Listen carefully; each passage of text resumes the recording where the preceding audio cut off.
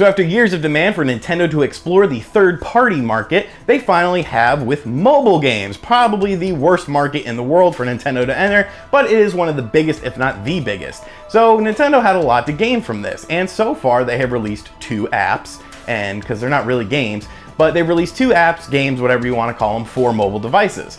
First up, we had Miitomo, which was a dress-up simulator where you could ask your friends questions, I guess? I don't really know the point of Miitomo. I played it for a little while and quickly realized that it was Tomodachi Life without all the fun parts of Tomodachi Life. So I stopped playing and deleted it off my phone and went back to Tomodachi Life, because if I wanted to play something like that, I would just play that. It quickly fizzled and faded after about a week. Nobody was talking about Miitomo, and when was the last time you heard someone talk about Miitomo? Anyone? Anyone? Are you still playing it? No, you're not. So Miitomo was kind of a dud in my opinion, because it didn't really bring in much revenue and it made a sort of a mediocre splash. Now Pokemon Go, on the other hand, has been a phenomenon. I think it sucks, but it's been a phenomenon so far, but now the phenomenon is kind of catching up to itself. With Pokemon Go, you have a huge franchise like Pokemon, and it's on a mobile device, and at first glance it looks pretty cool. I'll admit it, I was addicted to it for a couple days because it was fun capturing Pokemon in real world environments, you know? But quickly I learned to kind of realize that all you're doing is this.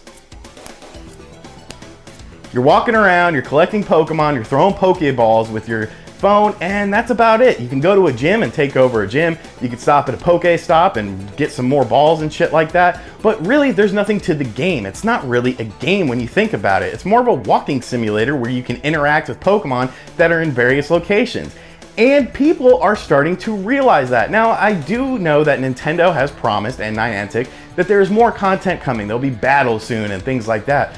But why would you not have these sort of things ready at launch? Because people are gonna get tired of this. I already am tired of it. I got to like a level 9 and just said, why am I wasting my time with this? I'm not doing anything. I'm literally just walking around going like this. And it was nice to get outside for a little bit and talk to friends about video games because everyone was downloading Pokemon, but still, there was no substance to the game. There's nothing to do in the game.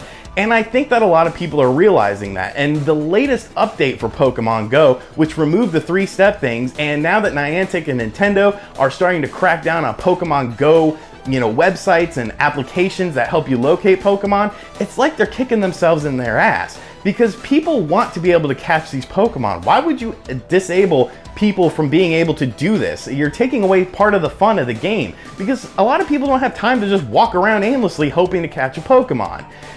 So what does this all mean? I think Nintendo doesn't know what the fuck to do with mobile. And hear me out on this, because let's look at their next 2 games that are coming out to mobile, Animal Crossing and Fire Emblem. So you had Miitomo, which sucked. It was nothing to it. Everyone got bored with it after a week. You have Pokemon Go, which was admittedly better, but in my opinion, it still sucked.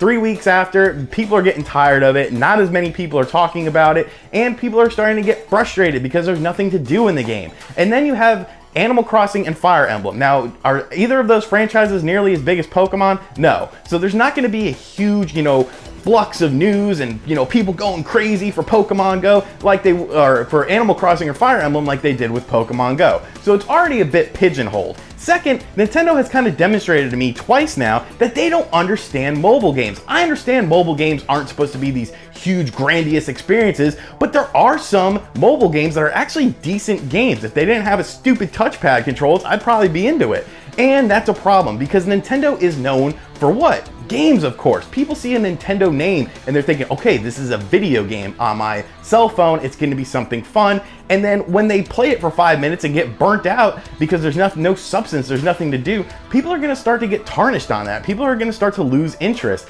And a game like Animal Crossing and a game like Fire Emblem does not have the brand recognition that something like Pokemon has. I'm not going to count Miitomo because that was their first app and they did a good marketing campaign with it. But look at it, nobody plays it anymore. So I'm worried about Nintendo's future with all these mobile things because I don't foresee it going very well. If they manage to fuck up Pokemon and people are already getting tired of it and demanding refunds, which I think is pretty stupid, but they mucked up the game so bad without actually making a game because there's nothing to do in it, how am I supposed to believe that they're going to do something well with Animal Crossing? How am I supposed to believe they're going to do something well with Fire Emblem?